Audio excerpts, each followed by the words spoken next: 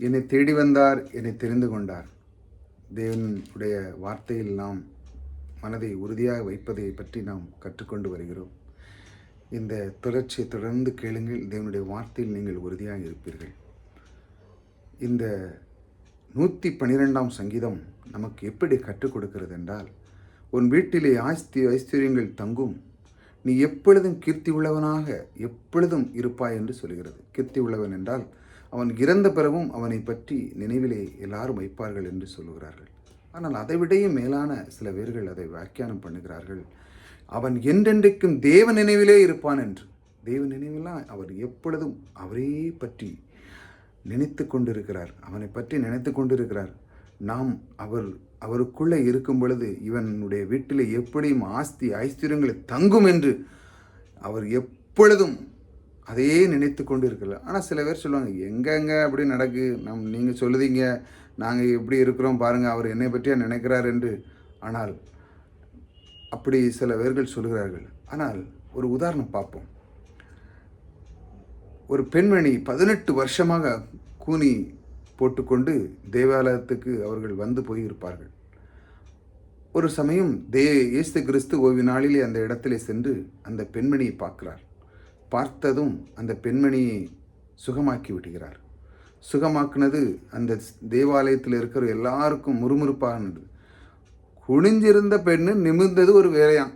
அந்த அளவுக்கு அவங்களுடைய எண்ணம் இருந்திருக்கு, ஓய்வு நாள் இதை செய்யலாமா என்று. ஆனால் தேவன் இதை எப்படி பார்க்கிறார் பாருங்க. லூக்கா 13ஆம் அதிகாரம் 16ஆம் வசனம். இதோ சாத்தான் 18 வருஷமாக கட்டியிருந்த ஆபிரகாமின் குமாரத்தியாக இவளை ஓய்வு நாளில் இந்த கட்டிலிருந்து அவிழ்த்துவிட வேண்டியதில்லையா என்றார். இது ஆபிரகாம் சன்னதியில் உள்ளவள் அல்லவா, இவளை நாம் எப்படி இவள் இருக்கலாம் என்று அவர் அப்படி பார்க்கிறார்.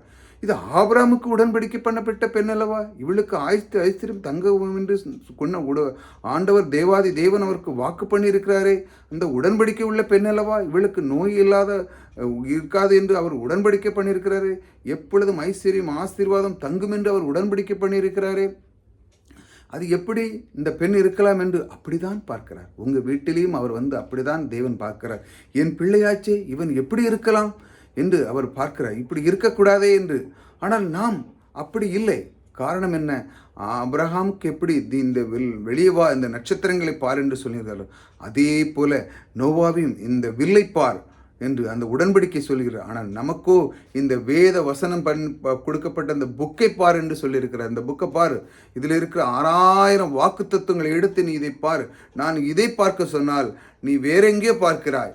ஆகையால் இந்த மாதிரி காரியத்தில் நீ வேற எங்கேயா பார்க்கும் பொழுதுதான் அதனுடைய பிளவுகள் வருது. ஆனால் தேவன் அவர் சுற்றி அந்த வான வில்லை வைத்துக்கொண்டு இயேசு கிறிஸ்துவை வலது வாரத்தில் வைத்துக்கொண்டு அவருடைய நினைவெல்லாம் அவருடைய இருதயமெல்லாம் உங்களையே நினைத்து கொண்டு இருக்கிறது. இதுதான் இந்த தியானத்துக்குள்ளே தான் நாம் செல்ல வேண்டும். இந்த மாதிரி காரியங்களுக்குள்ளே நம்ம செல்லும் பொழுது தான் இந்த நம்முடைய இருதயமானது அது பலப்படும். கர்த்தர் என்னை நேசிக்கிறார், அவர் என்னையே நேசித்து கொண்டு இருக்கிறார், அவர் பரலோகத்தில் வீற்றிருந்து இயேசு கிறிஸ்துவின் மூலமாக என்னையே நேசித்து கொண்டு இருக்கிறார் என்று அந்த படத்தை பார்க்கும் பொழுது அந்த 112ஆம் சங்கீதம் நமக்கு சொல்லப்பட்ட அந்த வார்த்தை போல அது அப்படியே நிறைவேறும் என்று நமக்கு அவர் வாக்கு பண்ணியிருக்கிறார். மீண்டும் நமக்கு இன்னொரு வசனம் சொல்கிறேன். எபிரேயர் புத்தகத்தில் பால் உண்கிறவன் குழந்தையாக இருக்கிறபடினாலே நீதியின் வசனத்தில் பழக்கமில்லாதவனாக இருக்கிறான். இது ஏசாயா எபேயர் 6ஆம் அதிகாரம் 13ஆம் வசனத்தில் சொல்கிறது. இது ஏன் சொல்கிறேன்னா, சில பேர் ஆவிக்குரியமான ஒரு பயிற்சியில் ஈடுபடுறதில்லை. எப்படின்னா, இப்போ ஒரு இந்த உலகத்தில் ஒரு நல்ல ஒரு உடம்பு பாடி பில்டரான ஒரு ஆளையோ நல்ல ஒரு ஆண் அழகனையே கொண்டு வந்து நிறுத்தி இதை பாருங்கள், அப்படி இதை மாதிரி உங்களால் முடியும், ஐயோ என்னையால் அதெல்லாம் முடியாதுப்பா, இதெல்லாம் செய்ய முடியாது என்று. ஏன் செய்ய முடியாது? முடியும். அவன் எப்படி காலையில் எழுந்துச்சு எக்ஸசைஸ் பண்ணி ஓடி வேத்து விறுவிறுப்பு செஞ்சு அவன் என்னெல்லாம் சாப்பிடுதான், எப்படிலாம் செஞ்சான், இதையெல்லாம் நீங்களும் அதே போல் செய்தால் நீங்களும் அதே போல் ஆக முடியும். இயேசு கிறிஸ்து போல நீங்கள் ஆக வேண்டாம். பிதா என்ன சொல்கிறார் அதே நான் செய்கிறேன், அவர் என்னை கட்டளையிடுகிறார் அதே நான் நினைக்கிறேன், அவர் என்ன சிந்திக்கிறார் அதே நான் இப்படி எதை அவர் செய்தால் அதே போல சிந்திக்கிறார். அவர் சொல்லுங்க, அவருடைய கர்த்தருடைய தாசன் சார், அவர் ரொம்ப பெரிய ஆள், இன்னும் ஒன்றும் பெரிய நீங்களும் அதே போல் காலையில் எழுந்திரிச்சு அதனுடைய பைபிளை படித்து வாங்கி நீங்களும் செஞ்சால் நீங்களும் அதே போல் ஆகிருங்க. அந்த ஆவிக்குரியமான, அதாவது குழந்தை போல் இருக்காமல் ஆவியில் வளர்ச்சி பெற வேண்டுமென்றால், தேவனுடைய அறிவை அறிய வேண்டுமென்றால், தேவன் நம்மை எப்படி நேசிக்கிறார், கல்வாரி சிலுவையில் இரத்த சிந்தனப்பட்ட அந்த தேவன் நம்மை எப்படி மனதில் வைத்து நம்மை எப்பொழுதும் இருதயத்தில் நினைத்து கொண்டிருக்கிறார் என்று இந்த புத்தகத்தை பார்க்கும் பொழுது, இந்த 6,000க்கு மேற்பட்ட வாக்கு தத்துவங்களை எடுத்து அதை ஜபித்து அதை பார்க்கும் பொழுது நம்முடைய இருதயம் பலப்படுகிறது. அந்த மாதிரி தான் அவர் நம்மளை இதுபடுத்துகிறார். நம்முடைய வாழ்க்கையிலும் அப்படிதான். நம்முடைய வாழ்க்கையில் ஒரு 4 காரியங்களை நாம் பார்க்கிறோம். 4 காரியங்கள் எப்படின்னா, குவாலிட்டி ஆஃப் லைஃப் இம்ப்ரூவ்மெண்ட்டில் நம்முடைய 4 காரியங்களுக்காக நான் உங்களுக்கு சொல்லுகிறேன். 1, ஜெபம். ஜெபம் என்பது எப்படி? தேவனுடைய அடிப்படையில் இருக்க வேண்டும். தேவன் நமக்கு என்ன பண்ணியிருக்கிறார், தேவன் நமக்காக என்ன செய்திருக்கிறார், அந்த காரியத்தில் நாம் அற்புதமாக இருக்க வேண்டும். தேவன் அந்த வாக்கு தத்துவத்தை எடுத்து இந்த ஜெபத்தை அந்த அந்த வழியிலே செய்ய நாம் கடமைப்பட்டிருக்கோம். 3வது முயற்சி. நீங்கள் எந்த வேலை செய்தாலும் அந்த முயற்சி நீங்கள் செய்கிறீங்க, ஆனால் தேவனுடைய முயற்சி இருக்கிறதா? தேவனும் நாமளும் செய்யும் பொழுது அது லகுவாக செல்கிறது. 3வது பணம். பணத்தை குறித்து, பணம் தன் வீட்டிலே தங்கவில்லை என்று அதன் குறித்து இந்த தேவன் என்ன சொல்லியிருக்கிறார்? ஆஸ்தி ஐஸ்வர்யங்களை உன் வீட்டிலே தங்கும் என்று சொல்லியிருக்க அந்த 112ஆம் சங்கீதம் என் வீட்டிலே தங்கும், அதுக்கு நிச்சயமாக நடைபெறும் என்று நீங்கள் அதை நினைவு கூற வேண்டும். என் தேவன் 112ஆம் சங்கீதத்திலே சொல்லியிருக்கிறார். அவர் சொன்ன அந்த வாக்குத்தத்தம் நான் என் மனதிலே இருக்கு, என் மனதை விட்டு நீங்காது என்று நீங்கள் அதை உறுதியாக வைக்க வேண்டும். 4வது நேரம். நேரம் என்பது நம்முடைய வாழ்க்கையிலே மிக முக்கியமானது.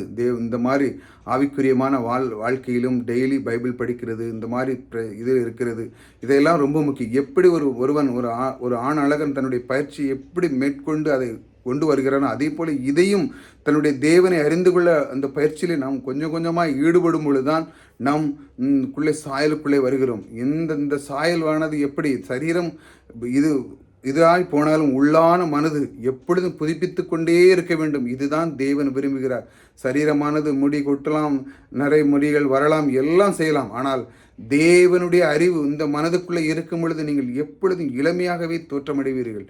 ஆகையால் தான் சொல்லுகிறார், தேவனுடைய வார்த்தை என்றென்றைக்கும் மேன்மையாக இருக்கும். அவருடைய வார்த்தை உறுதியாக இருக்க வேண்டும். வார்த்தையில் உறுதியாக இருக்கிற மனுஷன் எப்பொழுதும் அவரே நினைத்து கொண்டு இருக்கிறான். அதே போல தேவனும் அதே போல நினைத்து கொண்டார். எப்படி அந்த வண்ணாந்து பார் என்று சொல்வது போல வானத்தை வில்லில் வைத்து அவர் எப்பொழுதும் சுற்றி பார்க்கும்போது தன்னை மறக்காமல் தன் வலது பட்சத்தில் உட்கிற தேவாதி தேவன் இயேசு கிறிஸ்துவை பார்த்து நம்மளை அவர் பார்க்கும் பொழுது இயேசு கிறிஸ்து மூலமாக பார்த்து நமக்கு என்ன தேவை என்று அறிந்து அவர் எப்பொழுதும் செய்வராய் இருக்கிறார். ஆகையால் அந்த இருதயமானது தேவன் நம்மளை எப்படி இருதயத்துக்குள்ளே வைத்து அவர் எப்பொழுது நம்மளை பார்த்து கொண்டே இருக்கிறாரோ, அதே போல அந்த இருதயத்தை நாம் பலப்படுத்த கர்த்தர் நம்மோடு கூட இருக்கிறார். அவர் நம்மை விட்டு விலகுவதில்லை.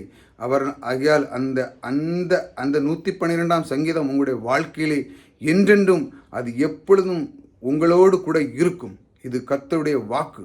அது ஒரு நாளும் குறைந்து போகாது. இது என்றும் உங்களுடைய வீட்டிலே தங்கும். கர்த்தர் உங்களை ஆசீர்வதித்திருக்கிறார்.